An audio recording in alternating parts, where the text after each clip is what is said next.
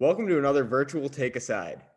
Be sure to get on sided.co, post your arguments to climb up that leaderboard, and take home a $25 Amazon gift card. Today, I'm joined by Kevin Sweeney, the founder of College Basketball Central, to hear his take on the first few weeks of the season. Kevin, thank you for joining me. I'm excited to be here. So, I'm going to ask you some questions, and I'm going to have you take a side. How does that sound? Sounds good to me. Awesome. So, a few weeks into the college basketball season, what would you say has been the best game so far? I know we saw a great game with Marquette and Wisconsin last night. We've seen some top five matchups. I know Baylor and Gonzaga just got canceled, but what would you say has been the best game this season? Yeah, that Marquette game certainly gave it a run for its money. I think the best basketball game I've watched the entire year was Georgia Tech, Georgia State on opening night. It was a 4 overtime thriller. What I really loved about that game was that the teams were so well composed in closing minute, closing second situations. I know in triple overtime, Georgia State needed to score and they went down and made a really good play underneath to draw a foul and make 2 free throws. It was a really polished, really poised basketball game between two good teams, particularly Georgia State. I think is a team that people need to hear more about. It's a really good mid-major club. So that one was the most fun I had watching college basketball all year long. Obviously, there are some bigger name games, but give me Georgia Tech, Georgia State for some Atlanta rivalry buzz. I'll love to see it. Awesome. And then we were expecting a matchup today with number 1 Gonzaga and number 2 Baylor. So I'm just going to ask, who do you think is the best team in college basketball right now? I think Gonzaga is the best team in the country. I'm floored by how good Jalen Suggs is already. I expected him to be good. He has been great. And the combination of Suggs and Joel Ayayi in the backcourt has been so difficult for teams to guard because multiple ball handlers. And add an Andrew Nembhard, obviously, from Florida. That helps them a lot. Kispert shooting the ball. Timmy playing as well as he has. They're deep, they're athletic, they're talented, they play together, they're tough to guard offensively. I think Baylor, I think Baylor would have beaten Gonzaga today, given the ringer Gonzaga's been through, given the injury to Suggs, not 100% right now with the ankle injury. But to me, Gonzaga is the best team in college basketball right now. And you mentioned Suggs. We've got a lot of big names in there for the National Player of the Year conversation. I know Luka Garza is a big name out there. So who do you think has been the best player in college basketball so far?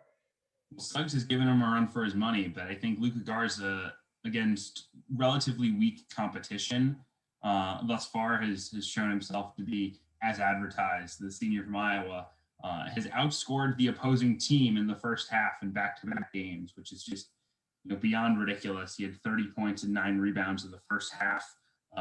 In their game against Western Illinois this past week. He is a special player. He is impossible to guard, and this Iowa system really accentuates him because of the spacing that they can put around him on the perimeter. So he to me is the best player in the country and one of the best college basketball players I've seen really in all the time I've been doing this. And then I know we haven't gotten into conference matchups yet, but we've got some great conferences out there. You mentioned the Big Ten.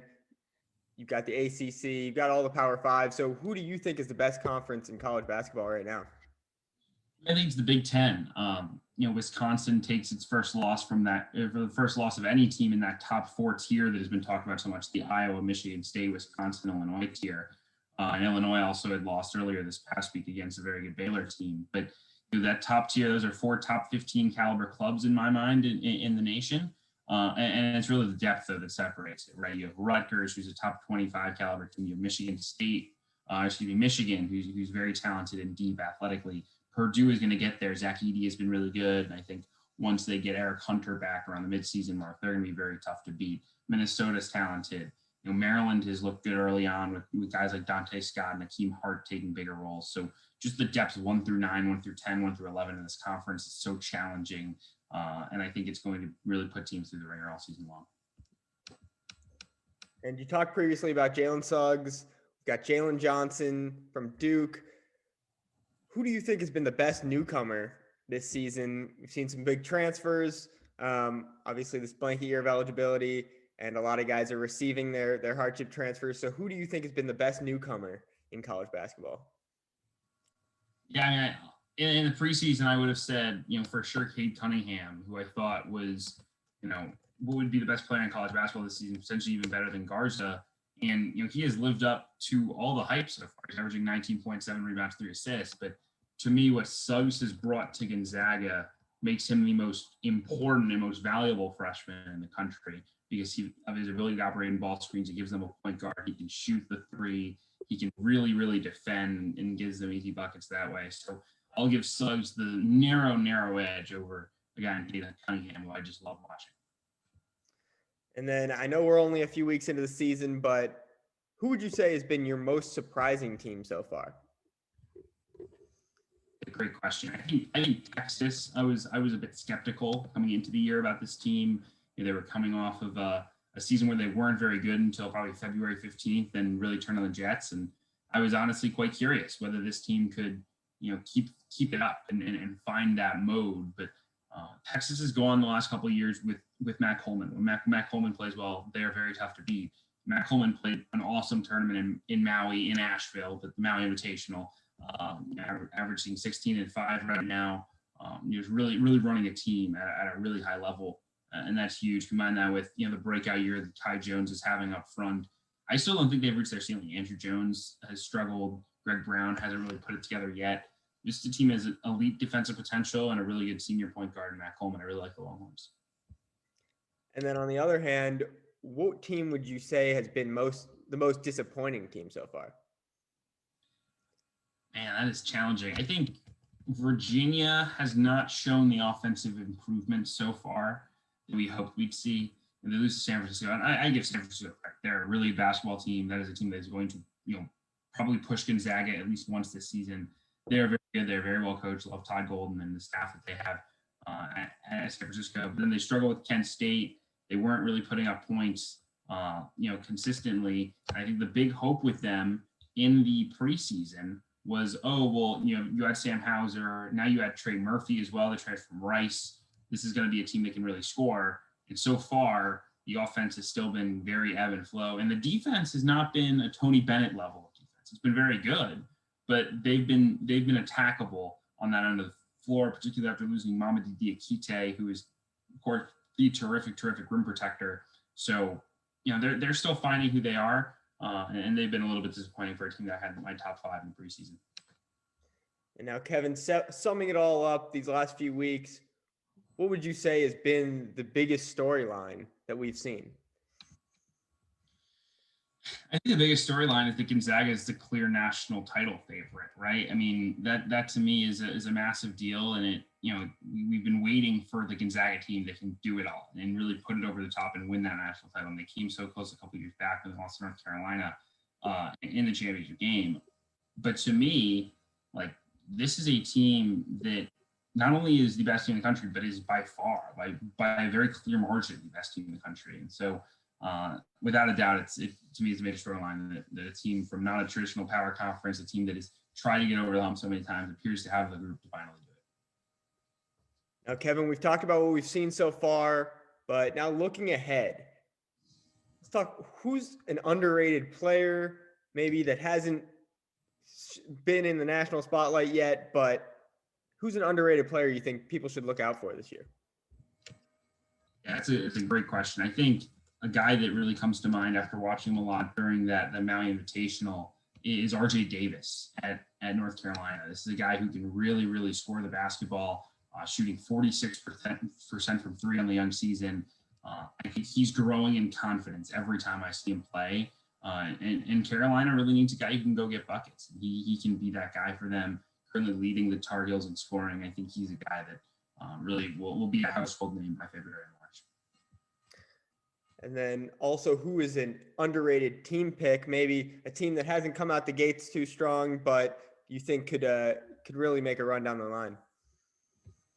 I think for me, I'll go to a mid-major that they haven't actually played yet because they had a COVID problem. Loyola Chicago is a team that I'm really excited to watch once they finally get on the court. I think they're going to tip it off on the 9th against Chicago State.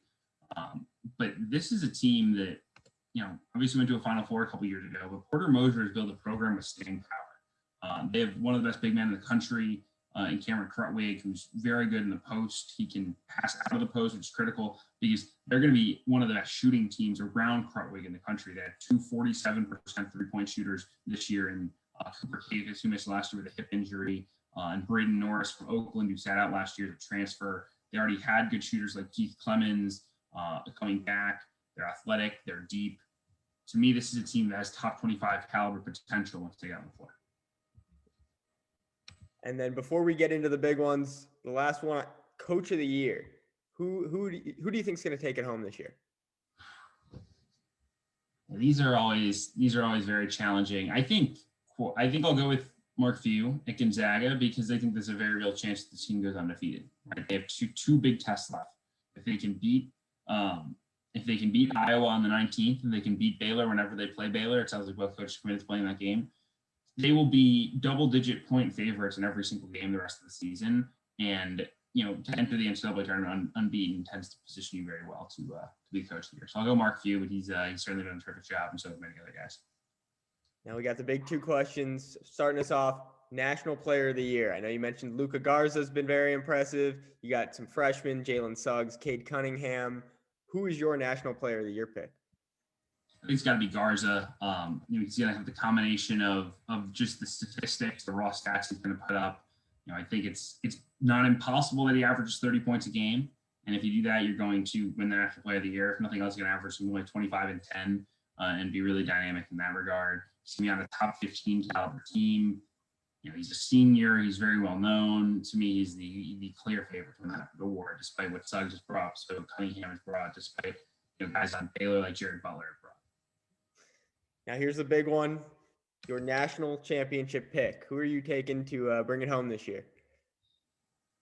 And it's close. I think Baylor and Gonzaga have asserted themselves as a cut above the rest early on. We'll see if that sticks. But to me, I've talked a lot about the Zags on this show, but I think it's them. I think they are just so dynamic. They can beat you in so many different ways. They can play big. They can play small. This is the best team in the country. This is the national title team this year, Gonzaga Bulldogs. Awesome. Well, Kevin, thank you again for joining me. You can find Kevin on Twitter at CBB_Central and check out his work at CBBCentral.com. As always, be sure to get on sided.co and take a side. I'm Jacob Polacheck, and we'll see you again next time.